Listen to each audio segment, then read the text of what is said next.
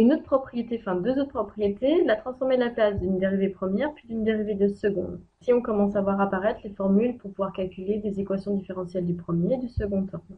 Donc, si je fais déjà calculer la dérivée première et que je cherche à s'en faire sa transformée de la place. Donc, formule à admettre, qui se démontre en fait en faisant une intégration par partie, c'est que quand je calcule la transformée de la place d'une dérivée, ça revient à faire p fois la transformée de la place de f moins f de 0, c'est-à-dire ici condition initiale en 0. Je vais utiliser cette formule pour pouvoir trouver la transformée de la place d'une dérivée seconde. Donc, par définition, en fait, une dérivée seconde, c'est la dérivée première qui a été dérivée.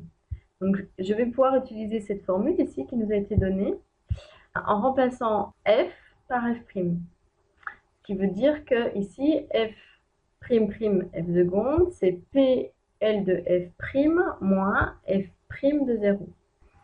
Or, je vais pouvoir réutiliser une deuxième fois cette formule directement appliquée à L de f'. Donc, je vais remplacer ce bout-là par ce membre de l'égalité. Donc, ça fait PL de f de t moins f de 0. Et puis, je recopie le reste. Donc, en développant ici, P fois P, je retrouve P carré, L de f de P, moins P f de 0, moins f' de 0.